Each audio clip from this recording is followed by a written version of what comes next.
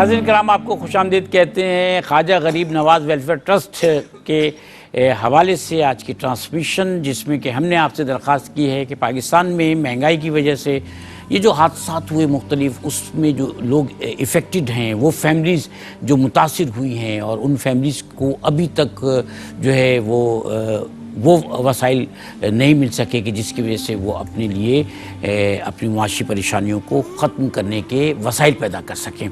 ایسے لوگوں کو دیکھیں، ہمارے یہاں ایک تو غربت پہلے سے ہے، ہم ان ممالک میں جو ترقی پذیر ممالک کہلاتے ہیں، ہمارے یہاں غربت کا ایک ریشو ہمیشہ سے رہا ہے، لیکن ابھی بڑی تیزی کے ساتھ جو ہے وہ یہ ریشو جو ہے وہ اوپر کی طرف گیا ہے، کیونکہ آپ جانتے ہیں کہ پاکستان میں، جیسے کہ شروع میں بھی میں نے آپ سے عرض کیا تھا کہ سیلاب آیا، اور سیلاب صرف سندھ میں نہیں آیا، پورے پاکستان میں آیا۔ سیلاب کے بعد یہ بھی ہوا کہ مہنگائی کچھ کلائمیٹ چینج کی وجہ سے، کچھ دنیا بھر کے معاشی حالات کی وجہ سے، ہم نے ایک بڑا عرصہ جو ہے وہ کرونا کی وجہ سے بھی معاشی طور پر، کیونکہ ساری معاشی سرگرمیاں جو ہیں وہ معطل ہو گئی تھیں، اور اس دوران میں بھی یہ بات کی جاتی تھی کہ وہ شخص جو دہاڑی دار مزدور ہے، یعنی روز کماتا ہے، روز کھاتا ہے، وہ کہتے ہیں نا روز کنواں کھودنا اور روز پانی نکال کے پینا، وہ شخص جو ٹھیلا لگاتا ہے، وہ شخص جو جس کی چھوٹی سی دکان ہے، سب کچھ بند ہو گیا تھا۔ چھوٹی کیا بڑی دکانیں بھی بند ہو گئی تھیں۔ کچھ لوگوں نے سروائیو کیا، کچھ لوگ اس قابل نہیں تھے کہ وہ جس جگہ انہوں نے کاروبار کے دکان کرائے پہ لیے وہ اس کا کرایہ بھی دے سکیں، لہٰذا بہت کچھ اس جھٹکے میں بہت سارے لوگ جو ہیں وہ غربت کی، وہ جو خط کہتے ہیں نا غربت کا، اس سے نیچے آ گئے اس لکیر سے۔ اور اس کے بعد پھر کلائمیٹ چینج نے بہت نقصان پہنچایا، دنیا میں جو ایک مہنگائی کا طوفان آیا اس سے نقصان پہنچایا۔ ہمیں کچھ چیزوں کو ریئلائز کرنا چاہیے، یہ فیکٹس ہیں ہمارے اس لائف کی، جو ہم اس ملک پہ رہ کر گزار رہے ہیں اپنے لوگوں کے بیچ میں، اور ہمیں بہت شکر ادا کرنا چاہیے اللہ تعالیٰ کا، اگر اللہ تعالیٰ نے ہمیں 2 وقت کا رزق جو ہے وہ عطا فرمایا ہے تو، اور ہمیں چاہیے یہ کہ ہم باقی جو ہمارے بہن بھائی ہیں ان کو شریک رکھیں اپنے ساتھ۔ اس لیے شریک رکھیں کہ اس ملک کی ابھی بات ہو رہی تھی، اس ملک کی معیشت کو ہم مستحکم کریں گے تو ہمیں فائدہ ہوگا، اس ملک کی معیشت کو نقصان پہنچے گا تو ہمیں نقصان ہوگا۔ تو ہم اچھی نیت کے ساتھ، نیت کی نیاز صاحب نے بھی بات کی تھی، اچھی نیت کے ساتھ ہم اپنے لوگوں کی مدد کیوں نہیں کرتے، یہ سوچ کے کہ ہمیں اپنے ملک اور اپنے ملک کے لوگوں کی مدد کر کے انہیں پیروں پہ کھڑا کرنا ہے، تاکہ زندگی کا کاروبار جیسے چل رہا تھا ویسے چلتا رہے۔ ہم ان لوگوں کی مدد نہیں کر رہے ہیں جو کوئی گداگر یا وہ کہتے ہیں نا کیا پروفیشنلز ہوتے ہیں، ہاں ان کی مدد نہیں کر رہے ہیں ہم اپنے ان بہن بھائیوں کی مدد کر رہے ہیں کہ جو ہم سے کہیں زیادہ خوشحال تھے۔ اللہ نے چاہا تو انشاءاللہ پھر وہ ہم سے زیادہ خوشحال ہیں۔ دینے والے لوگ ہیں جن کی مدد کرنی ہے، تو بہت ساری فیملیز ہیں، ان فیملیز کی مدد کرنی ہے۔ راشن بیگز ہم آپ کی طرف سے دے رہے ہیں، ایک راشن بیگ 7,000 روپے کا ہے۔ ٹیلی فون نمبرز آپ کے سامنے ہیں، پروگرام میں کال کرنا چاہتے ہیں کال کیجئے، ڈونیشن ہاٹ لائن پہ آپ جاتے ہیں تو کیجئے۔ اسی طرح سے ہماری ویب سائٹ پہ جائیے، ماسٹر کارڈ ہے اس سے آپ دیجئے، ویزا کارڈ سے آپ دیجئے، یا پھر بینک اکاؤنٹس موجود ہیں، آپ جتنا ڈونیشن دے سکتے ہیں دیجئے۔ یہ وقت ہے آپ کی ہماری آزمائش کا، اور ایک کام نیک نیتی کے ساتھ، ہماری نیت اچھی، آپ کی نیت اچھی، اور اس کا صلہ دینے والی اللہ تعالیٰ کی ذات۔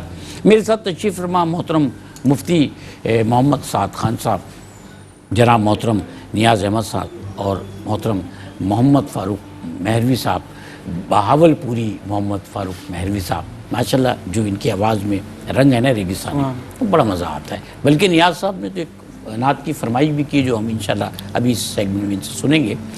تو مجھے یہ بتائیے سعد صاحب کہ اللہ تعالیٰ نے رزق کا وعدہ کیا ہے، اور بعض لوگوں کی سوال ہے کہ رزق دینے کی ذمہ داری تو اللہ کی ہے، اللہ کی ہے، پھر کیا وجہ ہے کہ کچھ لوگوں کو پریشانی ہے؟ بے شک رزق دینے کی ذمہ داری اللہ رب العزت کی ہے، جس میں ذریعہ آپ بنتے ہیں۔ جو حاجت مند ہے اس کو اللہ کی طرف سے رزق پہنچے گا۔ یہ نہ سوچیں کہ آج میں نے پیسے نہیں دیے تو کوئی اور نہیں دے گا۔ ہم نے یہ بھی دیکھا ہے، اللہ وہ کسی اور کے توسط سے، ضروری نہیں ہے کہ آپ ہی ہوں، اللہ فیل ہو گئے، آپ ادھر پاس نہیں ہوئے، اللہ کسی اور کے توسط سے ان کو رزق پہنچا دے گا، ضرورت پوری ہو جائے گی۔ اور وہ ہے نا کہ اقبال کے ایک ایسے شعر بھی ہے، یہ آیا ہے یوشن میں تاتار کے افسانے سے، پاسباں کعبے کو مل گئے صنم خانے سے. تو ضروری نہیں کعبے کو مل گئے صنم خانے سے. تو اگر آپ کسی کی مدد نہیں کرتے اس کا مطلب نہیں اللہ رب العزت. میں ہمیشہ ایک بات کہتا ہوں کہ ہمارے یہاں کے نا کوسچنز چینج ہو گئے. کوسچنز کیا ہو گئے؟ ہم کسی انسان سے پوچھتے ہیں نا، بھائی تم نے نماز پڑھی، تم نے روزہ رکھا، تم زکوٰۃ دیتے ہو، تمہارے یہ فرائض پورے ہیں. اب یہ کوسچنز ہے اللہ کے پوچھنے کے. اللہ قیامت کے دن پوچھے تم نے نماز پڑھی، تم نے روزہ رکھا. اب انسان کے پوچھنے کے کیا کام ہے؟ اور انسان کو یہ پوچھنا چاہیے میرے بھائی تو بھوکا تو نہیں، کیا بات ہے، میرے بھائی تجھے کسی چیز کی حاجت تو نہیں، میرے بھائی تجھے کوئی مجبوری ہے تو میں اس میں مدد تو نہ کروں. تو یہ انسان کے کرنے کے کام ہے. اور جیسے میں نے آپ کو کیپٹلسٹ اپروچ کی ایک بات کی تو مجھے ایک بات ذہن میں آئی. حضرت خزیمہ بن ثابت رضی اللہ تعالیٰ عنہ، ایک مرتبہ ایک یتیم بچہ رسول اللہ صلی اللہ علیہ وسلم کی بارگاہ میں حاضر. اب دیکھیں کہ ہمارے کیا تھنکنگ پروسیس آف بزنس ہے اور صحابہ کا کیا ہے. بڑا خوبصورت واقعہ، میں کہتا ہوں محاصل ہے گفتگو. ایک یتیم بچہ آتا ہے اور کہتا ہے یا رسول اللہ کہ کہتے ہیں وہ باغ ہے اور باغ کی شاخیں کچھ ایک یہودی ہے اس کے باغ کی طرف ٹلٹڈ ہیں، تو وہ جو پھل ہیں ادھر گر جاتے ہیں، وہ مجھے پھل نہیں دیتا. تو رسول اللہ صلی اللہ علیہ وسلم نے فرمایا کہ اس کو بلایا جائے، میں اس سے بات کرتا ہوں، سامنے آپ کی یہ پیشی عرض کرتا ہوں کہ دیکھتے ہیں. جب اس شخص کو حاضر کیا گیا، رسول اللہ نے کہا ایک پیڑ کا معاملہ ہے، تم ایسا کرو کہ یہ پیڑ کا معاملہ اس کو دے دو، میں تمہیں اس کے بدلے جنت میں وعدہ کرتا ہوں. اب وہ کیپٹلسٹ اپروچ تھا، اس نے کہا نہیں میں وہ نہیں کرتا یہ پیڑ. اب بچہ رونے لگا. تو اتنے میں رسول اللہ صلی اللہ علیہ وسلم بھی تھوڑے سے غمگین ہوئے. وہ شخص واپس جانے لگا. حضرت خزیمہ بن ثابت کھڑے ہوئے، فرمایا یا رسول اللہ یہ وعدہ میرے لیے بھی ہے. تو کہا ہاں خزیمہ تمہارے لیے بھی ہے. وہ کہتے ہیں میں بھی آتا ہوں. وہ جاتے ہیں اس شخص کو پکڑتے ہیں راستے میں اور پوچھتے ہیں کہ وہ ایک جو پیڑ ہے اگر تم وہ اپنا باغ مجھے دے دو، اور تم جانتے ہو کہ مدینہ منورہ میں میرے کتنے باغ ہیں، کم و بیش کی بعض کہتے ہیں 600، بعض کہتے ہیں اتنے باغ ہیں، اگر میں تمہیں اس کے بدلے وہ سارے باغ دے دوں، تم مجھے وہ ایک باغ دے دو. کہا کہ خزیمہ، وہ شخص کہتا ہے تم نے کبھی غلط سودا تو نہیں کیا، لیکن آج یہ کیسا سودا کر رہے ہو؟ اتنے باغ اور سب سے خوبصورت کھجوریں تمہارے باغ کی ہوتی ہیں، تم وہ سارے دے رہے ہو اس ایک باغ کے عوض. کہا تم نہیں جانتے کہ سودا کس سے ہے اور کیا سودا ہے. تو وہ کہتے ہیں وہ جب اس سے باغ خرید لیتے ہیں، واپس آتے ہیں، رسول اللہ صلی اللہ علیہ وسلم کو فرماتے ہیں یا رسول اللہ وہ باغ میں نے لے لیا ہے اور میں وہ باغ اس بچے کو دیتا ہوں. رسول اللہ فرماتے ہیں کہ اے خزیمہ تو نے کیا سودا کیا ہے. اور وہ گھر جاتے ہیں. لوگ پہلے باغ میں ہی اپنا گھر ادھر ہی بنا لیتے تھے، باغ کے اندر داخل نہیں ہوتے. اپنے باغ سے باہر سے ہی آواز دیتے ہیں اپنی بیگم اور بچوں کو. جب وہ باہر نکلتے ہیں تو بیگم کو کہتے ہیں کہ میں نے یہ باغ بیچ دیا ہے، سودا کر لیا ہے، اور بچوں کی جیب میں جو کھجورے وہ بھی نکال کے رکھ دیتے ہیں. بولے اب بیگم پوچھتی ہے خزیمہ تم نے کبھی زندگی میں گھاٹے کا سودا نہیں کیا؟ بتاؤ آج یہ سودا تم کہاں سے اور کیا کر کے آئے ہو؟ فرمایا اس باغ کے بدلے میں رسول اللہ سے جنت کے باغ خرید لایا ہوں. بیگم کہتی ہے خزیمہ اس سے خوبصورت سودا اور کوئی ہو ہی نہیں سکتا تھا. تو آپ یہ سوچیں کہ اس وقت ہم سودا کس سے کر رہے ہیں؟ اب ہمیں اللہ رب العزت کے توسط ہی ملے گا، لیکن اللہ رب العزت دیتے کس ذریعے سے؟ اگر وہ ذریعہ آپ بن جائیں، وہ سورس آپ بن جائیں تو آپ کے وارے نیارے ہو جائیں. اچھا، اس کا ایک اور جواب بھی ہے. جیسے کہ میں نے عرض کیا تھا کہ اللہ تعالیٰ نے رزق کا وعدہ کیا ہے، زمین روزانہ رزق اگاتی ہے، سبحان اللہ، لیکن غصب ہم کر لیتے ہیں، قبضہ کر لیتے ہیں اور ہم سمجھتے ہیں کوئی بہت اچھا. ہم اللہ تعالیٰ کے نظام میں اللہ تعالیٰ کے نظام میں مخل ہو جاتے ہیں اور ہم سمجھتے ہیں ہم جنت کے راستے پہ جا رہے ہیں، ہم نے یہ نیکی کر دی. بالکل، میں اسی بات میں ایڈ کروں گا. ہمارے بڑے بڑے فلاسفرز ہیں جیسے ایڈم اسمتھ ہو گیا، یہ سب بات کرتے ہیں، یہ لینڈ لیبر کیپٹل انٹرپرینور، یہ 4 چیزوں پہ بات کرتے ہیں. یہ بھی مانتے ہیں کہ انسان کی انٹرپرائزز بعد میں آتی ہے جو ادارہ ہوتا ہے، ہم کیپٹل پیسہ بعد میں لگاتے ہیں. جو بھی چیزیں اگر آپ اس کے روٹ کو جاتے ہیں نا وہ سب نیچرل ہے. اب زمین اللہ کی ہے، سارے کام زمین کے ذریعے ہوں گے. پانی نہیں ہوا کام نہیں ہوگا، ہوا نہیں ہوگا. وہ کسی نے حضرت موسیٰ نے اللہ رب العزت کو کہا کہ یا اللہ کوئی مجھے ایسی چیز عطا کر جو کسی کو بھی نہیں ملی. اللہ رب العزت نے کہا تو لا الہ الا اللہ محمد رسول اللہ. فرمایا یا اللہ یہ تو عام ہے، یہ تو سب حضرت آدم نے بھی پڑھ لیا تو عام ہے. فرمایا موسیٰ جو چیز عام ہوتی ہے وہی تو قیمتی ہوتی ہے. اب ہوا پانی زمین اس کے علاوہ ہم سروائیو اللہ رب العزت نے یہ عام کر دی. لیکن آج ہم نے وہ کہتے ہیں نا ہمارے دوست کہ ایسے نہیں کبھی اس پہ بھی ٹیکس لگ جائے تو ہم اس پہ بھی حاوی ہو گئے. ہم نے پانی اس جب تو یہ ہمارا قصور ہے. سر جی آپ سے میں بچے کے واقعے سے بات شروع ہوئی تھی. نیاز صاحب یہ بتائیے کہ آج ہم آنے والی نسل کو، کیونکہ ہم سمجھتے ہیں کہ ہم فیلئر لوگ ہیں، ہم نے وہ کام وہ فرض ادا نہیں کیا کہ جس سے ہم اپنے ملک کو، اپنی نسلوں کو یا معاملات کو، ثقافت کو فروغ دے سکیں. ہمیں اپنی نسل کیسے تیار کرنی چاہیے؟ ہاں، سوال آپ کا بڑا اچھا ہے. یہ ہمیں اپنے معاشرتی رویوں میں تبدیلی کی ضرورت ہے. ہم اپنے آنے والی نسلوں کو سچ بتائیں، سچ سکھائیں، الجھائیں نہیں، الجھائیں نہیں، اور ماضی کی خوشگوار یادوں سے باہر آئیں، جاگتی آنکھوں سے چیزوں کو دیکھیں. پاکستان کنفیوزستان نہیں بنا. بالکل. تو اچھا. یہ ہے کہ اگر ہم سچ بتائیں گے، سچ دکھائیں گے، سچ بولیں گے تو مسائل کم سے کم ہو جائیں گے. صحیح بات، صحیح بات. اور ہمارا ملک جو ہے، ہمارا معاشرہ بہتری کی جانب اور ایک صحت مند معاشرے کا رجحان بڑھے گا.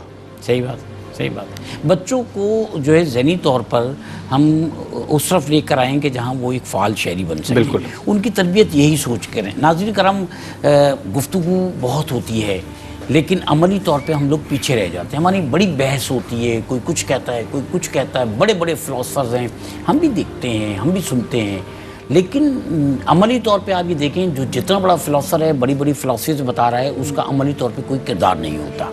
ہمیں عملی طور پر بولنا کم ہے، کر کے زیادہ دکھانا ہے. جب تک ہمارے دل کے اندر سچائی نہیں ہوگی، ہم اپنی ذات کے اندر جھانک کر نہیں دیکھیں گے کہ ہم اپنا فرض کیسے نبھا رہے ہیں، کہاں کھڑے ہیں اور ہمیں کیا کرنا چاہیے. اللہ نے ہم پر کتنی نعمتیں اپنی نازل کی ہیں. جب تک ہم اس سب کو ریئلائز نہیں کریں گے نا، تب تک ہمارا قدم بھلائی کی طرف آگے نہیں بڑھے گا، اور قدم کو بھلائی کی طرف آگے بڑھانا ہے. بالکل. اپنی دعاؤں میں بھی یاد رکھیے گا. اور میں شکریہ ادا کروں گا جناب نیاز احمد صاحب کا، آپ تشریف لاتے ہیں اور آپ سے گفتگو ہوتی ہے، بہت اچھا لگتا ہے، آپ سے ہم سیکھتے ہیں. اور جناب مفتی سعد خان صاحب، آج آپ پہلی دفعہ میرے ساتھ یہاں تشریف فرما تھے، اور مجھے لگتا ہے کہ یہ ساتھ بڑے آگے تک چلے گا انشاءاللہ. آپ سے گفتگو بھی بڑا اچھا لگا. اور ہمارے ساتھ محمد فاروق مہروی صاحب بھی موجود ہیں. یہ جاتے ہیں اور پھر واپس آ جاتے ہیں، اور ان کا آنا ہمیں بہت اچھا لگتا ہے. اپنی دعاؤں میں یاد رکھیے گا. اور شاہد مسرور اجازت دیجیے، محمد فاروق مہروی صاحب سے درخواست کروں گا ایک وہ جو فرمائشی کلام ہے وہ ارشاد فرمائیے.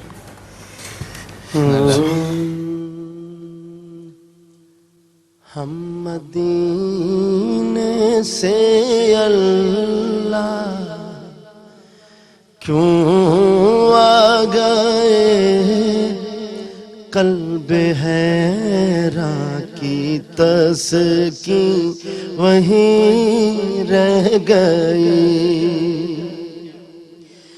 دل وہیں رہ گیا، جان وہیں رہ گئی، ہم اسی در پہ اپنی جبیں رہ گئی.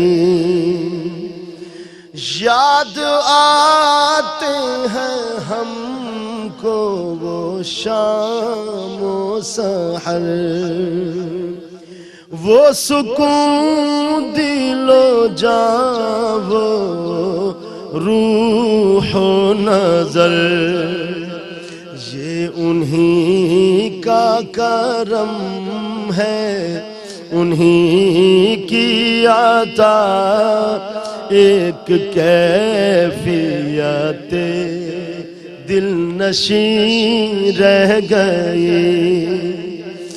اللہ اللہ وہاں کا درود و سلام، اللہ اللہ اللہ اللہ وہاں کا درود و سلام، اللہ اللہ وہاں کا سجود و قیام. جگہ نور رہتا ہے شام و سحر، وہ فلک رہ گیا، وہ زمین رہ گئی،